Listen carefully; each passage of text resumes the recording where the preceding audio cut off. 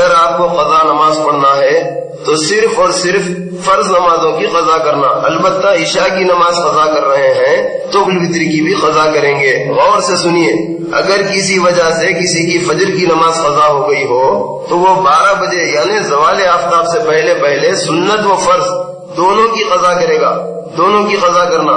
اگر کوئی شخص مسجد کو جائے، مسجد کو پہنچے اور اگر اس کو سنت نماز پڑھنے تک امام کے سلام پھیر دینے کا یقین ہو تو وہ سنت نہ پڑھے اور جماعت میں مل جائے۔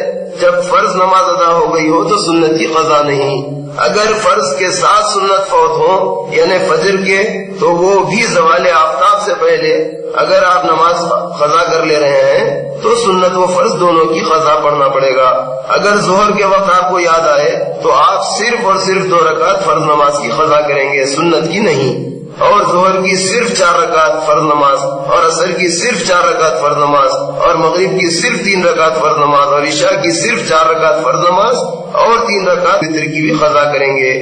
اس کیسٹ میں جو نماز بتائی گئی ہے وہ میرے حنفی مصلیوں کے لیے ہے، نماز کا جو طریقہ بیان کیا گیا ہے، مگر میرے شافعی بھائی بھی اس سے فائدہ اٹھا سکتے ہیں، بلکہ لفظ مسلمان بھائی اس سے فائدہ اٹھا سکتے ہیں، کیونکہ یہی کچھ آگے کچھ پیچھے یہی سب کچھ ان کو بھی پڑھنا ہوتا ہے۔ قرآن پاک کی صورتیں بھی وہ درست کر لے سکتے ہیں۔ جماعت سے نماز پڑھنے والے مقتدیوں کی نماز کا طریقہ تو میں بتا چکا الحمدللہ۔ اب مسبوق کی نماز کا طریقہ بھی سن لیں۔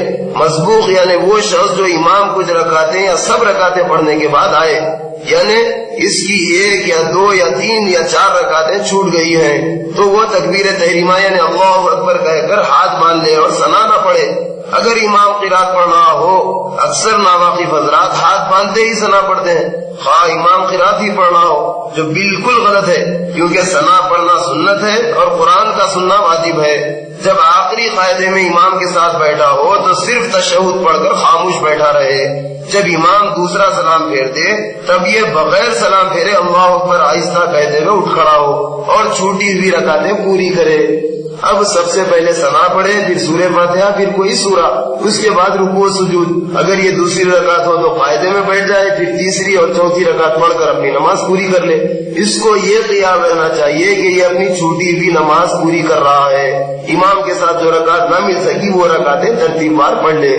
میرے بھائی میری بہن، اللہ کے واسطے نماز پابندی سے پڑھا کیجیے، کیونکہ نماز چھوڑ دینا بہت بڑا گناہ ہے، اور اس خادم کو اللہ کی ذات سے امید ہے کہ آپ ہم 5 وقت کی نماز پابندی سے پڑھ لیے اور اس کے ساتھ اپنی زندگی میں قرآن پاک کو کثرت سے ملا دیے، یعنی بہت پڑھتے رہے، چلے پھرے بیٹھے لیٹے اٹھے، دن رات قرآن مجید پڑھتے رہے اور گناہ کبیرہ سے بچتے رہے، جیسے شرک نہیں کرے، زنا نہیں کرے، شراب نہیں پیے، جوا نہیں کھیلے، سود نہیں کھائے، حرام مال نہیں کھائے، ماں باپ کی نافرمانی نہ کیے، تو انشاءاللہ بخشش بہت آسان ہوگی۔ انشاءاللہ ثم انشاءاللہ اللہ تعالیٰ اپنے گھر کعبۃ اللہ کو آنے کا موقع دیں گے۔ وہاں اگر پہنچ جائیں تو وہاں بھی کثرت سے عبادت کیجیے، دعائیں کیجیے اور معافی چاہیے، اور جن کی نمازیں چھوٹی ہوئی ہیں قضا بھی پڑھیے۔ اب دعا فرمائیے اللہ ہماری اس محنت کو قبول فرمائے اور آپ لوگوں کے لیے اور اس خادم کے لیے اجر عظیم کا ذریعہ ہو اور ہماری نمازیں درست ہو جائیں، آمین۔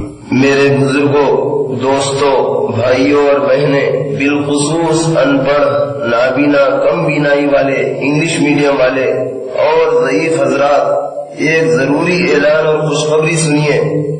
کیا کبھی آپ نے قرآن مجید کے معنوں میں غور کیا ہے یا صرف عربی قرآن مجید ہی پڑھتے رہتے ہیں؟ اللہ تعالیٰ کا ارشاد ہے افلا یتدبرون القرآن، کیا تم قرآن میں غور نہیں کرتے؟